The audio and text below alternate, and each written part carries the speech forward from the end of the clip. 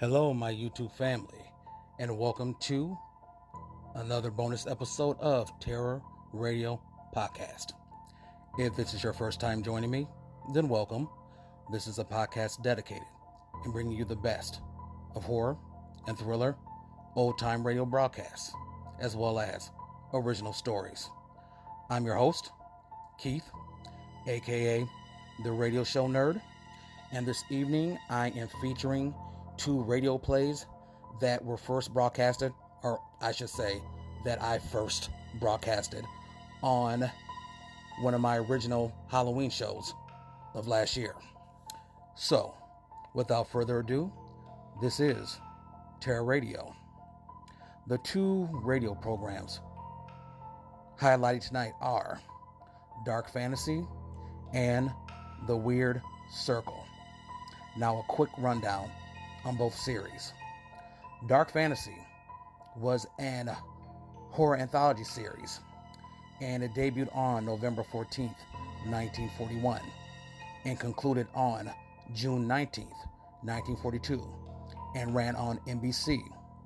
It was created by writer Scott Bishop. Now, I've said this before. Dark Fantasy isn't my favorite. I find it to be somewhat cheesy.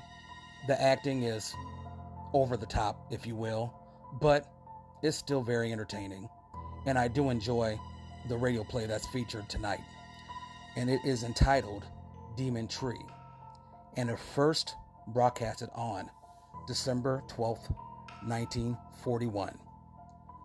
Next, we have The Weird Circle, and this was a syndicated suspense and drama series that ran from July 8th, 1943 to 1945. But I did find other sources that say it ran from 1946 to 1947. So for the sake of argument, just say it was on the air from 1943 to 1947. Now, this series consisted of mainly adaptations of classic horror stories from popular authors as Edgar Allan Poe, Victor Hugo, Charles Dickens, etc.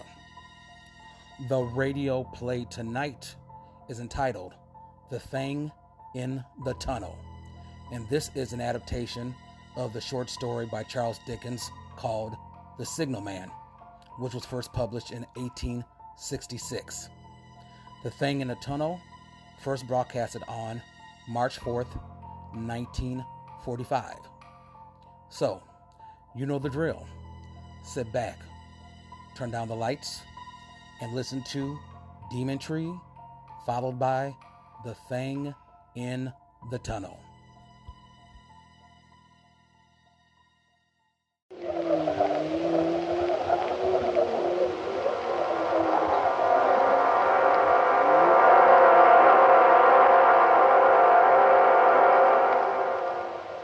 Dark Fantasy.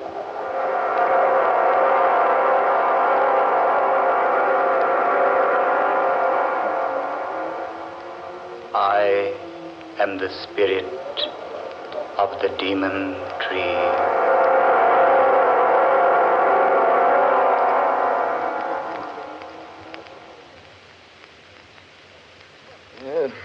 £3 on the Jack of Diamonds. You should tear your money up, Humphreys. It would last you longer. Perhaps you're right, Crane. But this way I get a sense of honest toil. I say, isn't anyone else betting? Oh, let's quit. I'm tired of losing. Oh, look here, old girl. Could I loan you a few pounds? No, thank you, Crane. I've enough to get me back to London. If we ever do get back. Now, why do you say that, Clara? It's only a matter of a stage getting through here to the resort and taking us out of this beastly place. Beastly place is right. Why people come here for a rest is more than I can determine.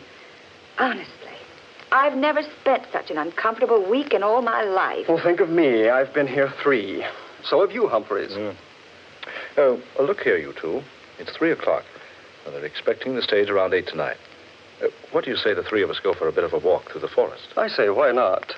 Oh, here comes Danvers. Perhaps he'll join us. Anything to get away from this place.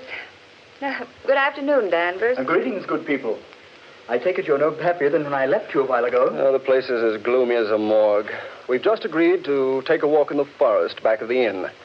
You're invited to come along if you like. Sounds like a good enough way to pass the time. Oh, good. And we all go together. Besides, I'm quite interested in that forest out there. You remember, of course, the story the night clerk told us last evening. Yes, I don't like him. He talks through his nose. People should talk through their mouths. No. I mean, what he told us about the forest. What about the forest? I didn't hear it, Humphreys. Well, the clerk said it was a gorgeous place. Lots of beautiful foliage, vivid colors, clear water lakes. But nobody goes there. It's so beautiful. That's just it, Clara. You see, people have gone there and never come back. Rubbish. A lot of nonsense. Why, the clerk is just superstitious, that's all. I am inclined to agree with you, Danvers. Why, he even told us an absurd story about a tree out there in that forest that's supposed to strangle people. Strangle them? How? Oh, I don't know. With its branches, I suppose. Just some absurd legend that people around here like to believe. I believe it's more than just a legend, Crane. Eh? And what makes you say that, old man? Here. I talked to the clerk again later last night. He dug out this old newspaper clipping for me. Read it, Danvers, aloud. Old is right. Almost illegible. Well, read it. It says, London, England, April 21st, 1857. It is reported that Sir Horace Wakefield, Earl of Dorset, was found strangled last night in Barlow Forest. His body was discovered entangled in the branches of a huge oak tree. Go on. Read the rest of it. Earl's death recalls to mind the weird tale of the witch of Barlow Forest, who is said to have lived in the 16th century. An evil old hag who, upon having a falling out with Sir Thomas Holy Wakefield, cursed him and warned him that any of his descendants who entered Barlow Forest would surely perish. Charming old girl, wasn't she? No. Don't scoff until you've heard the rest of it. Go on, Danvers. She also added that any person or persons with the Wakefield descendant would also die. She is said to have planted an acorn smeared with her own blood. The acorn is supposed to have grown into a towering oak capable of moving about from place to place in Barlow Forest. Sir Horace is the sixth of the Wakefield line to have perished by strangulation in the forest. Thomas Hurley Wakefield. I wonder. You wonder what, Crane? My mother's name was Wakefield. I was just wondering if she was related to Sir Thomas. Oh, of course not, Crane. It's just a story. But an extraordinary story, didn't you say? Well, yes. Wouldn't do very well as a bedtime story, would it? A demon tree. I wonder if we could find it. Well, let's have a try, shall we? I'm game. Don't let anybody say I'm not. Then let's go. Oh, Humphreys going along. I say, Humphreys, are you daydreaming? No, I was just thinking. Wouldn't it be odd if the whole thing were true? If we all went in there and didn't come back.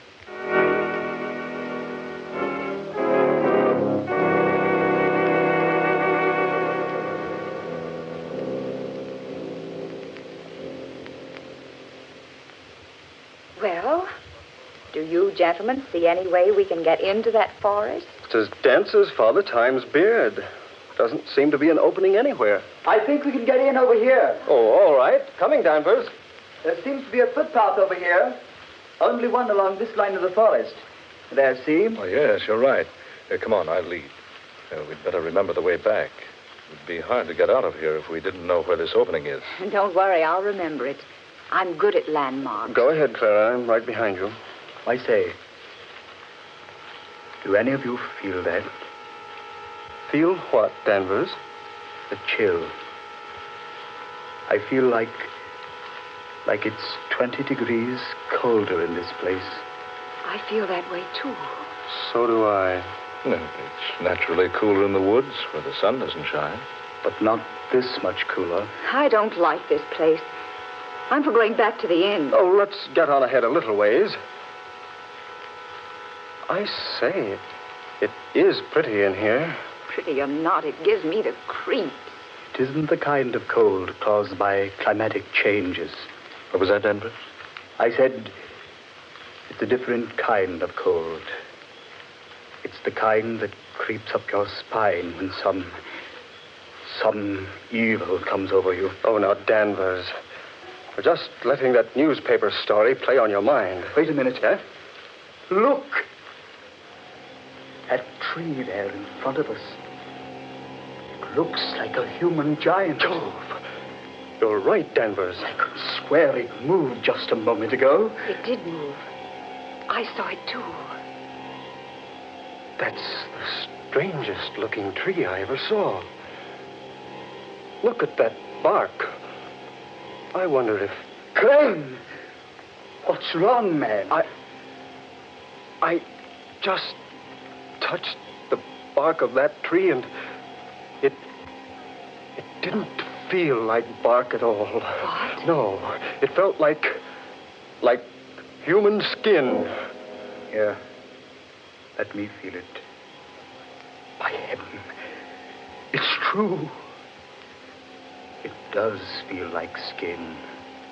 Warm and smooth and soft. Yes. It feels that way to me, too. Here, Humphreys, you touch it. No, thanks. Go ahead, Humphreys. Feel it. I have no desire to. You see, I'm sure you're right. What's that? I feel that this is the demon tree of Barlow Forest. Humphreys. I think we've seen enough of this place, haven't we? Let's get back to the inn. Yes, let's. All right, come on.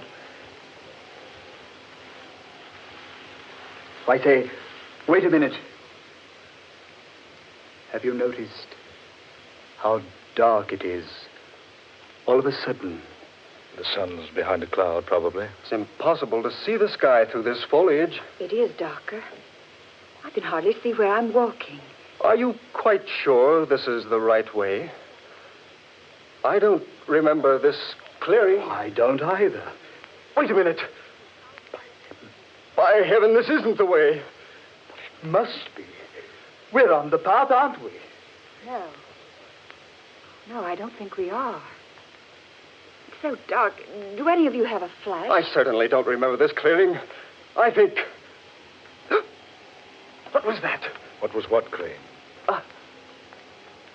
You'll think this is foolish, but I swear I felt the branch of a tree brush across my face and shoulder. That's impossible.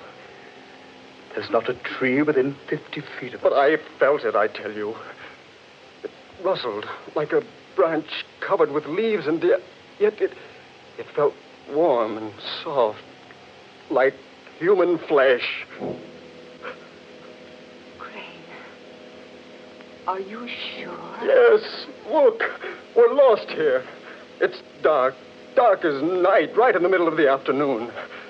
And we've lost the path and that tree. Easy, Crane. Keep your head, man. I'm getting out of here.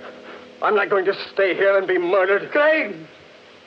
Stay with us. No. I'm going to find the path and get out of here. Crane, stay here. We'll find a way back. I don't want to stay here and die. I want to get away from this place. Crane!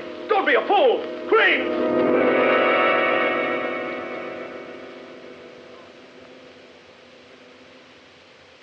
Gone. Now he is in for it. We're better off by staying together. I don't know whether we are or not. Listen! It's Crane. Sounds like he's strangling. Come on! Oh, he couldn't have gotten far. Right over here, I think. Now, take it easy now. Be careful. Oh, there he is. Yes. Stretched out on the ground. Like he was dead.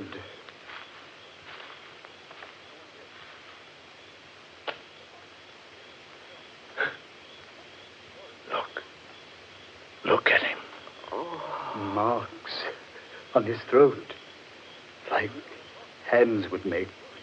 That wasn't done by hands. See? Stains on his skin. Green stains. Thomas Wakefield Crane. Oh, what a horrible way for him to die. Clara, that tree. This is where we first saw it. Now it's gone. Humphreys, you're right. This is where it was. I'm sure of it. Then what's happened to it? The important question is, what are we going to do with Crane? We'll have to leave him here till we can find a way out of this place. Poor Crane. It happened so quickly. One minute he was with us, and the next... We warned him not to leave us. Now, the three of us had better stay close together. Oh, yes, for heaven's sakes, let's not get separated. And do come on. There's nothing we can do for Crane now. We've got to find our way out of here. It just doesn't seem right, leaving him there. It's all we can do. Come on. How do we know which way to go? We don't. All we can do is keep moving and hope to find the path again. Oh, it's horrible. Wandering about like this, like nothing but a group of marionettes. Controlled by what strange puppeteer? What's that, Humphreys? I said, controlled by what strange puppeteer? Humphreys, surely you don't think we've been purposely led into this? Who can say? Oh, now, Humphreys. Crane went off the deep end. We've got to keep our heads. We found a way in. Surely we'll find a way out. Yes. Yes, we did find a way in. But what about the chill? The darkness? There's some explanation. Perhaps a storm is coming up. Yes, that could be it. Couldn't it? Storms don't rise that quickly in this part of the country. And the darkness. It came down on this forest like a shroud. Yes. Came so quickly. Reminded me of how a corpse must feel in his coffin when the lid is put over him. Look here, Humphreys. I'm about fed up with that sort of talk. Only a fool refuses to face the facts, Danvers. You know this isn't any ordinary situation we're in. The chill of winter in the summertime. Darkness in mid-afternoon. And a tree that strangles. It was probably just an accident, Crane's death. Why don't you stop trying to tell yourself that the tree was only an imaginary thing? We all know that it's real. Humphreys. And as alive as any of us. The bark did feel like human flesh. Danvers. Humphreys. Look. What is it? A glow of light there ahead of us. It's the tree. There. Now, what do you think, Danvers? Look. It's the tree moving along in a glow of phosphorescent light. Good heavens. It's the same tree. It looks like a human giant. It was nowhere near here. It was back there. Do you two see what the tree is carrying? It's carrying Crane. It's got him tucked up under that huge branch that looks like a human arm. It's fading now. Disappearing again. Fading away. Yes. Gone. He's gone. Now do you believe, Danvers? Now do you admit that the tree is alive? What else can I believe? I don't know. Danvers, look out! He's fallen into a water pit. Oh. Help! Humphreys! It's Quicksand! Humphreys, he's sinking. Help! I'm into my waist! Get me out of here! Stand still, Danvers. You'll just sink deeper. Quick! Help me out of here! Get something I can grab onto! Here, Danvers. Danvers, grab the end of that pole. Here, let me help, Humphreys. Grab it, Danvers. Grab it. The pole, Danvers. Grab the end. We'll pull you out. I can't! That tree branch! It's feeding me! Good Lord. Listen, Clara. A tree branch. But we can't see it. I can't get near the pole. The branch keeps feeding me back. Humphreys, do something. He's up to his shoulders now. I can't make it. I can't help. Save me! Save me! Why? He'll go under the quicksand and strangle. Danvers, there's nothing I can do. That tree! The demon tree! There's no escaping from it.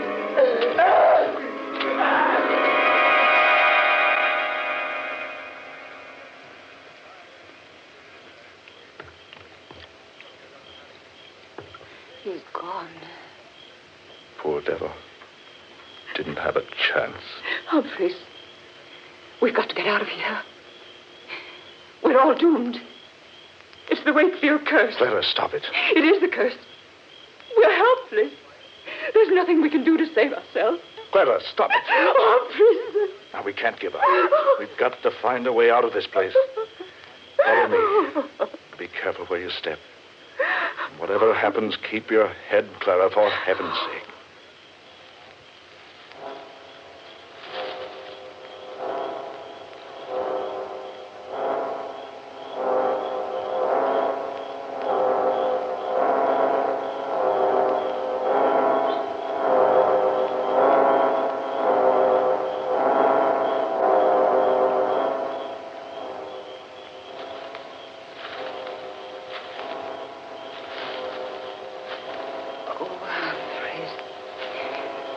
I'm so tired.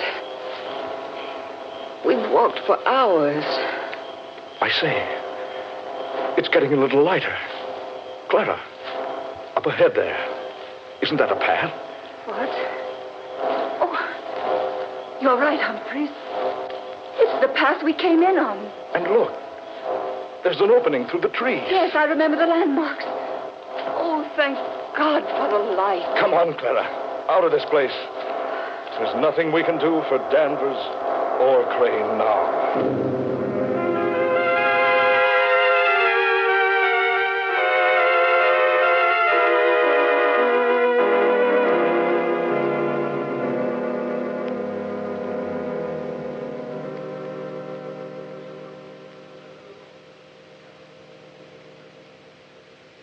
Clara. Yes. I wonder if you feel as I do. I thought we'd be safe back here in the hotel. I don't know how to describe it, but I have a feeling that this whole business isn't over yet. I know. I've had the same feeling. A feeling that we're not finished with the demon tree. Or that it's not finished with us. Yes, exactly. Here, my room. I'd better go in and have a drink, Clara. Heaven knows we need one. Yes, I certainly do. What's worrying me is how we're going to explain what happened to Craig and Danvers. Yeah, wait a minute. I'll get the light. There. Humphreys, on the bed there. Good Lord. The branch of a tree about 2 feet long. Humphreys, don't touch it. Look at it. Look at it. A fresh, living branch. Put it down. Oh, Humphreys, I'm getting out of here. Where are you going? Down to the lobby and wait for the stage. Oh, hold on. I'll go with you. Wait, Clara. Wait, it's 3 flights down. Let's take the elevator. All right. We can get the thing up here. It's automatic. Just push the button, it'll come up. Humphreys, look. Someone left the steel gate open. I say, that's dangerous. It certainly is. Humphreys, that branch is pushing. Drop it. Humphreys!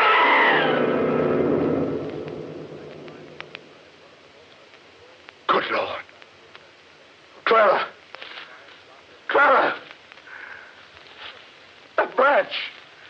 It pushed her down the shaft. It's after me.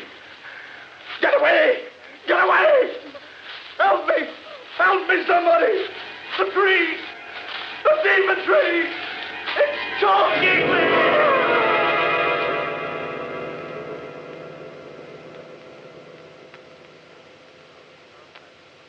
Any descendant of Sir Thomas Hurley Wakefield who enters Barlow Forest is doomed to die, and all who enter the forest with him are likewise doomed.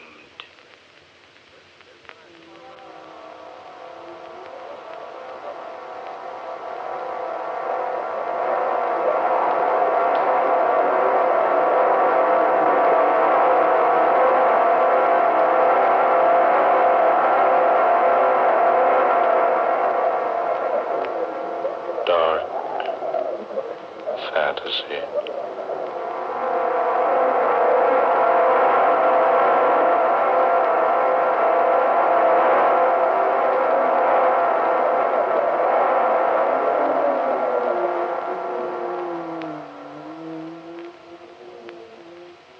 You have just heard The Demon Tree, an original tale of dark fantasy by Scott Bishop.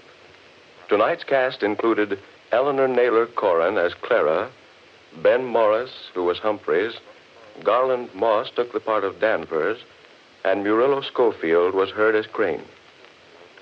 Next Friday night at this time, the National Broadcasting Company will bring you another unusual and fantastic adventure thriller, Men Call Me Mad, the story of another world and the people who inhabit it. An exciting and weird tale of dark fantasy created by Scott Bishop. Dark fantasy originates in the studios of station WKY, Oklahoma City.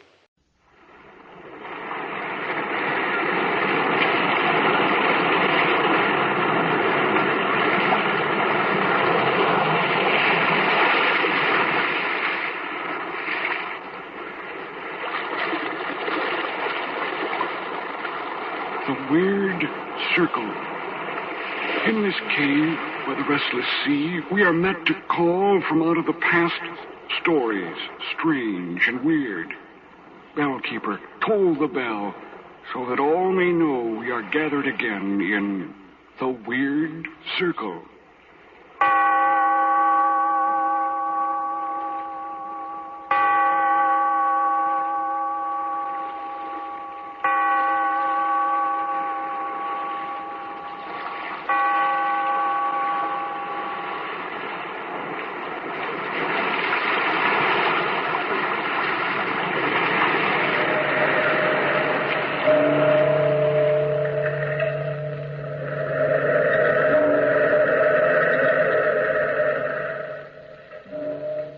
Out of the past, phantoms of a world gone by speak again their immortal tale.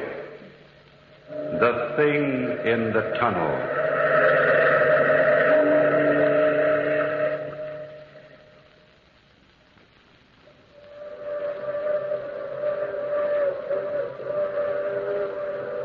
Listen. That's the long, moaning whistle of the Through Express, wailing through the lonesome night, crying like a lost and anguished soul in the mountains.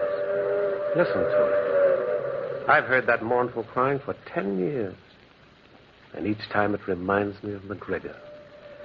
Yeah? It reminds me of McGregor. My name's Kelsey, Howard Kelsey. I live out here solitary and alone because I like it. I hear nothing but the wind, and the passenger and freight trains roaring through the canyons and the arroyos of the Clearwater Range, and, of course, myself. I'm a lonely man, sure. I got too many memories. Ah, there she comes. She's through the tunnel now. The Statesman Express, 12-car Pullman roaring like a blast of thunder for home. Ah, McGregor. McGregor, are you flagging her through once more? I met McGregor by accident. In those days, I was new to this country, and I lived here with a fellow named Pike, an old-time prospector. He had a voice of sandpaper and a heart of stone. He didn't like me, and I didn't like him. But prospecting kept us together for a time. Nonetheless, we went out separately, and sometimes 2 or 3 days went by before we saw each other again. I first met McGregor on one of those trips. I'd come through some valley in the Clearwater Range, and just as day was beginning to fall, I found myself on top of a steep embankment. overlooking a gleaming set of rails. The air was dead silent, the mountains around me purple and velvet soft in the setting sun. It was all so still and so silent that, well, for a moment I felt the whole world had died. But just then, suddenly, I saw somebody move down by the tracks. I cried, "Hello, below there! Hello!" Well, the man spun about and stared up the track in the opposite direction. I called again, "Hello, below there! Hello!" The man spun about again, and this time he saw me. "How do I get down there?" Over to your left, there's a path. "All right, thanks. I'll be down in a minute." Well, the whistle called just as I began to descend. A rumble filled the air, and just as I reached the rail bed, I saw the tunnel, hewn out of mountain rock, and plunging from the tunnel's mouth, like some black, terrible monster, roared a train. It tore by me in a deafening roar. And then when it was past, directly opposite, on the other side of the track, stood the man I'd just called. And he was staring at me strangely. He was short and dark-skinned, and his eyes were sunk deep in his head. He wore a sheepskin coat and an old fedora, and he was holding a signal flag. "Hello. My name's Kelsey." Hello. "I was just kind of wandering, and, well, I saw you, and I called, and..." I work here. "Oh. Well, kind of lonely, isn't it?" It is. "What do you do?" Don't you know? What? Well, should I? Oh, the flag. Signalman, huh? And telegrapher. I see. Say, look, if I'm breaking any regulation by being here, I mean, well, you look as if I was thinking that maybe I've seen you before. Where? Over there. By the tunnel now? Yes. But good Lord, man, I've never seen it before. I didn't even know you had a tunnel here. Well, don't you believe me? I think so. My name is McGregor. I'm glad to meet you, McGregor. My signal shack's just down the road.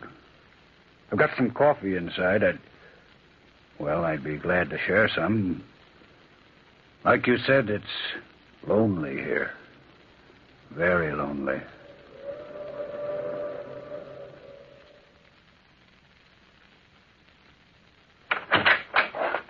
You see, coffee's ready. Well, can I help? Get cups or something? No, I'll get them. Tell me, why did you shout what you did when you were on the embankment? What did I shout? Hello, below there. Hello. Those were the exact words. Well, I don't know why I shouted them especially. Are you sure? You had no reason? I mean, did you feel that somebody or something was making you shout just those words? No. What makes you think that something did? They might have. Who might have? Say, look, are you all right, McGregor? I'm all right, fine. It's just... Just what? Look, listen to me. Don't think I'm crazy. You mustn't... Well, why should I think it? It's just... Well, when you see something, it's there, isn't it? I mean, it's real when you can see it and hear it. It's not a dream or a nightmare when you can see it there night after night. It's real, isn't it? Isn't it? What in the world are you talking about? Put that coffee down. Over here. You'll spill it. Say, you'd better put it down and answer your key. Say, look. What's the matter with you? What are you staring at that telegraph key like that? Stop it. Stop it. Stop it. Stop it. Leave me alone. Let me out. Let me out. McGregor! Well, I stood there in the little shack, dumbfounded. And by the time I roused myself out of it, McGregor was coming back. He came into this shack, and his face was haggard, and his eyes strained, wide, and unseeing. He shut the door. It's gone. What's gone? What are you talking about, McGregor? Are you sick or something? It was there. I saw it. Why does it come back? Why? Now, look, sit down, man. Calm yourself. You're not yourself. You'd better answer your telegram. I can't. There's no one to answer. It's him that's doing it. But who is him? Can't you understand it? It's a warning. An accident signal. And he's sending it. He's sending Now, listen to me. This can't go on. Stands there night after night in the tunnel's mouth, and he shouts frantically, "Hello, below there! Hello! Look out! Clear the track! Clear the track!" It's been going on for a week now, standing there and shouting in such an agony. It's the wind you've been hearing, man. It's not the wind, it's him. Him. He's outside now in the tunnel mouth. You've been dreaming things. Then look for yourself. Look for yourself. I will. Well, I walked up the tracks toward the tunnel. And then I saw it. I stopped dead. And I stared.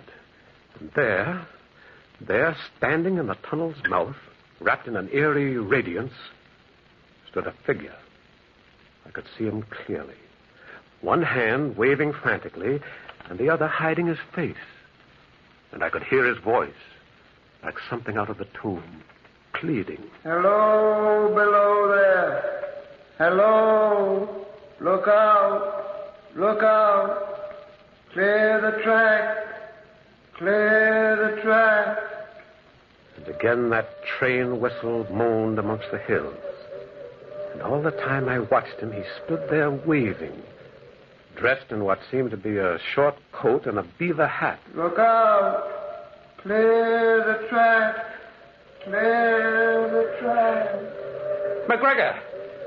Bring a lantern, McGregor. Why? He gives his own light. Bring out a lantern. We're going up to him. He must be real. And McGregor brought out a lantern. And up the twin gleaming rails we moved. The lantern cast a wan pool of light about us. And as we walked, it shook madly, running long, sharp shadows at our feet. And it was cold. It was so cold, my body shivered. My hands were as nervous as an old man's hands.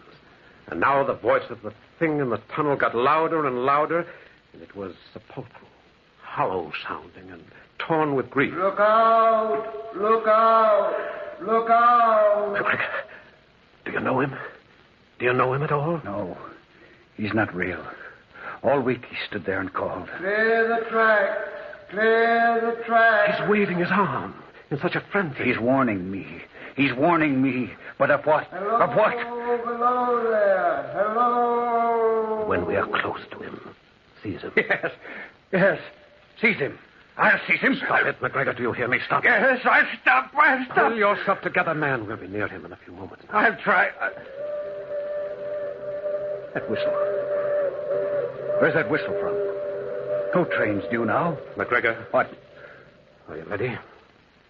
Yes. "Look out below there. Look out. Clear the tracks. Clear the tracks." Now. I've got it. What? He's gone. It's gone, Kelsey. Down the tunnel, quick. Yes. Vanished under my hands. Like a puff, he disappeared. Come on, McGregor. In the tunnel. Come on. Look sharp, McGregor.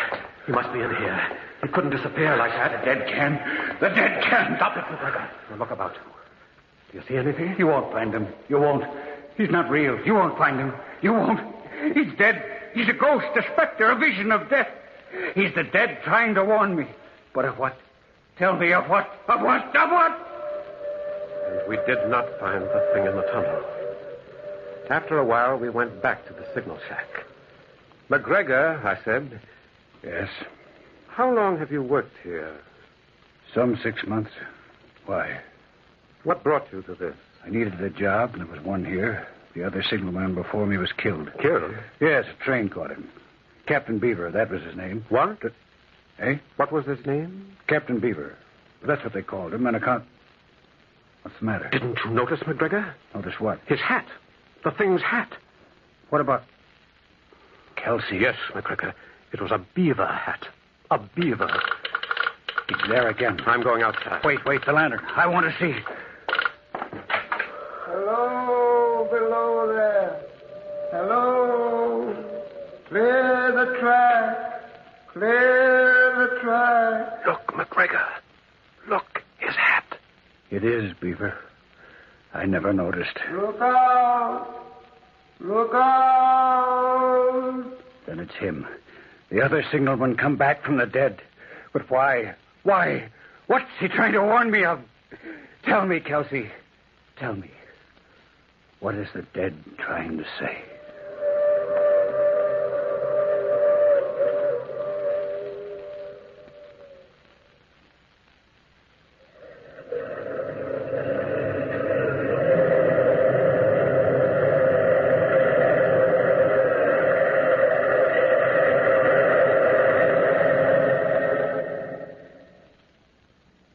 At dawn, McGregor's relief came. A young, sullen-looking boy named Carter.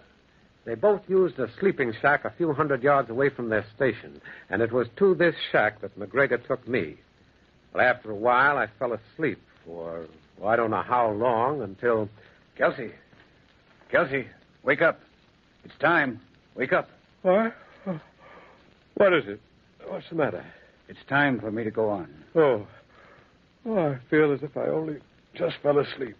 You can stay here if you want to. No, I want to go alone. Well, there's the 9 o'clock express coming through. We better go then. We left soon after, and when we reached the embankment, evening was coming down. And with each step, I felt my heart thudding. The question loomed in my mind like a flame. Was the thing in the tunnel mouth? Was it there? The evening express screamed again through the hills, and its pitch suddenly seemed lifted to a tense agony. And when we reached the tracks, my eyes were strained with staring. Well, we went up to the shack. Inside, we asked Carter if anything had happened while he was on.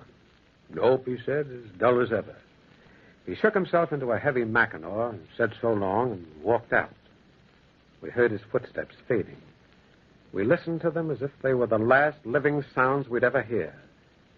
And then they were gone. And we stood in the shack, hearing only the whistle of the express coming down the hills. Maybe he won't come tonight. Maybe the thing's left us at last. Maybe. I dreamed about that all day. Maybe he's given up and I won't ever hear or see him again. Even though you think it's trying to warn you or something? Of what? Of what? What's there to be warned of for a whole week? Maybe it's all a lark, a joke. A dead man's joke. Take it easy, McGregor. Tell me, Kelsey, please tell me. Am I going crazy?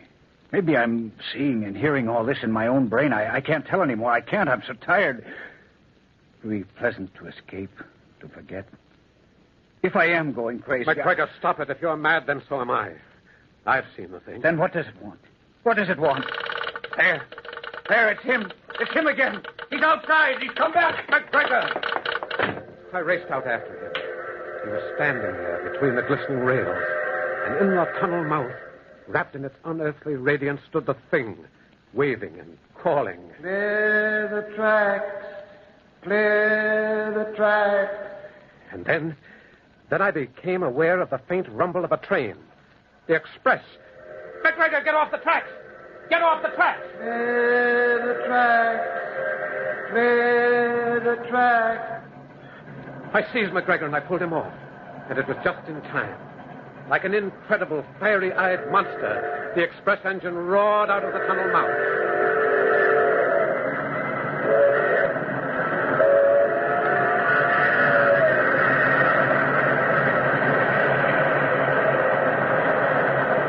Thunderously, multiple eyes it plunged past. And then, unbelievably, it happened. I saw the rear cars as if they were toys suddenly flung, hurtling off the tracks.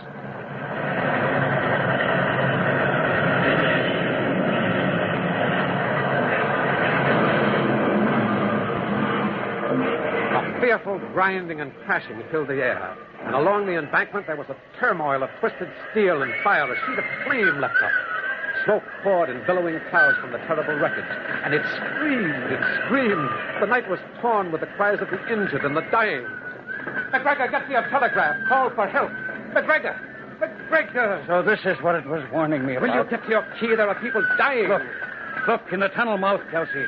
Look, the thing's in the tunnel mouth. Clear the track. Clear the track. Kelsey, he's still calling it.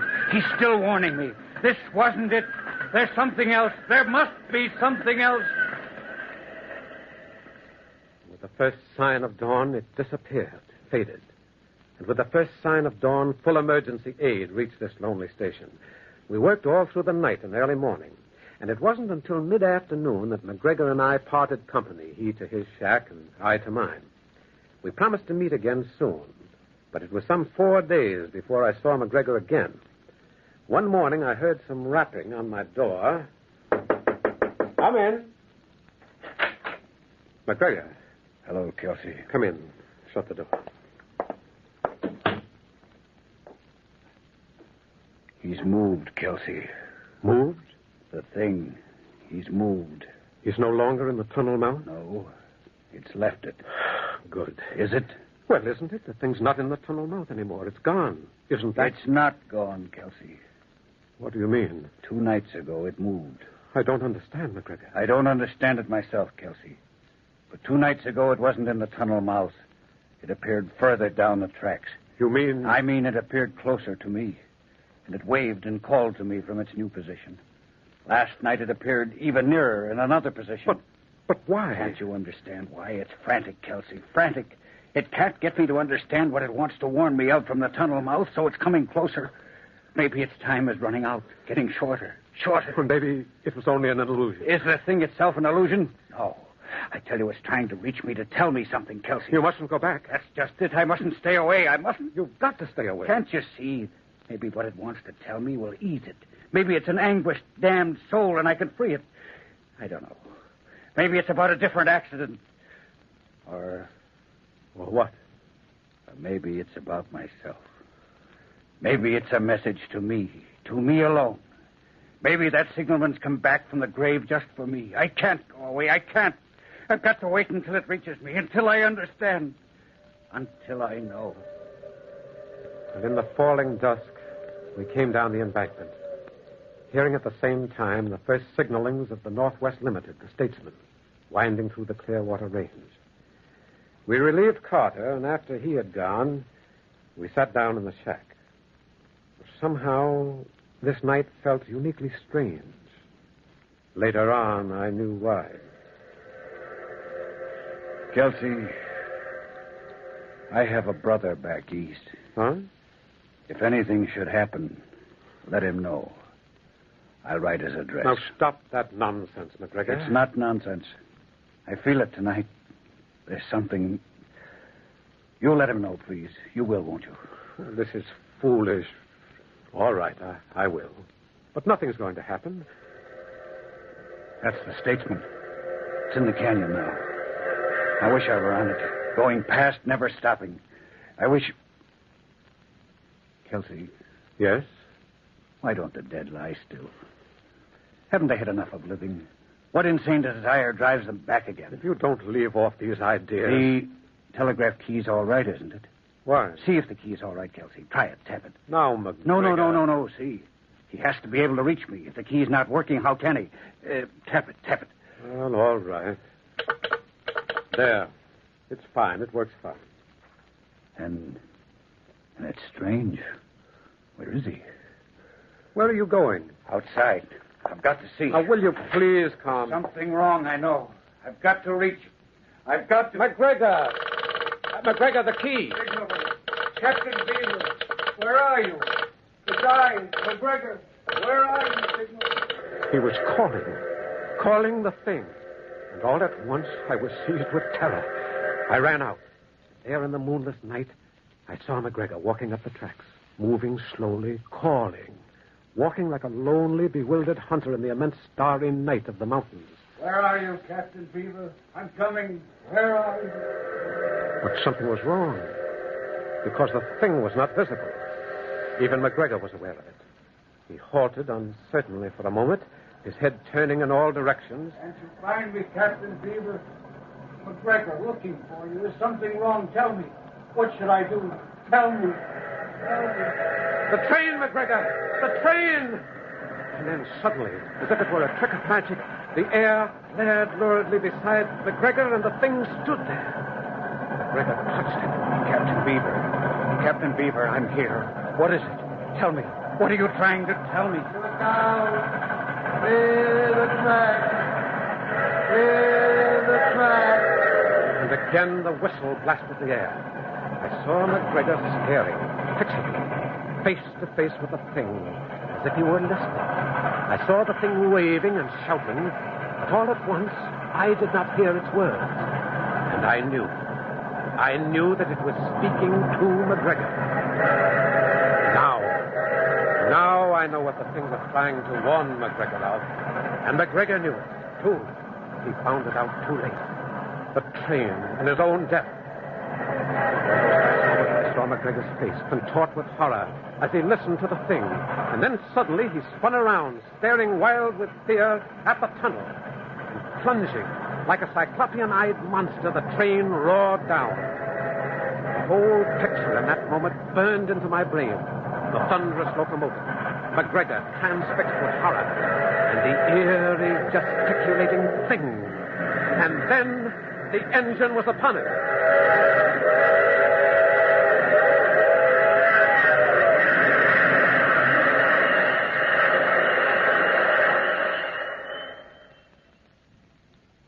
They stopped the train a few hundred yards below the accident. But there was nothing much to find, and less to recognize. I stood unmoving for a while. This was what the thing had tried to warn McGregor of. This. His own death. The kind of accident that had occurred to the thing itself once upon a time. I remember still the last time I saw it. It stood where the train had struck McGregor down, wrapped in its own radiance, holding its bowed head in its hand as if weeping, grieving that its warning had so tragically failed. Ah, listen to it. Listen to it. Forlorn and sad. Go ahead. Blow, engineer.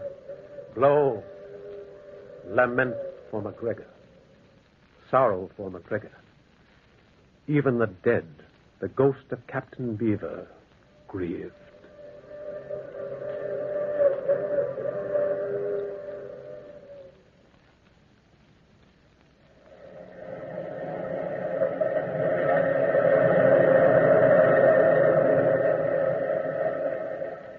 From the time-worn pages of the past, we have brought you the story, The Thing in the Tunnel.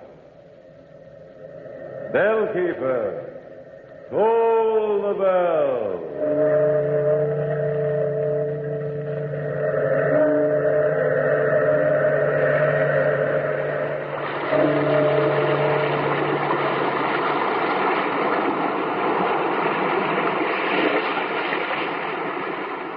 From the time-worn pages of the past, we have heard another immortal tale in The Weird Circle. Bellkeeper, toll the bell.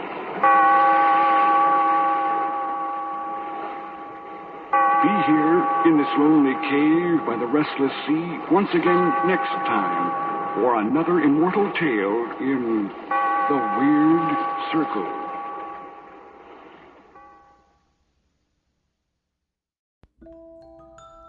That's the show for tonight. I want to thank you all for listening. And remember, you can find me on Facebook at facebook.com/terror1970, or you can find me on Instagram at Radio Show Nerd, or on Twitter at Radio Show Nerd 1. And you can always leave a comment, be respectful, or if you want to drop me a line, make a suggestion, a request, even a critique, feel free to email me at radioshownerd@gmail.com. And remember, the third season will begin on October 13th. And that's when I start my countdown to Halloween. Again, this is your host, Keith, a.k.a. the Radio Show Nerd, signing off.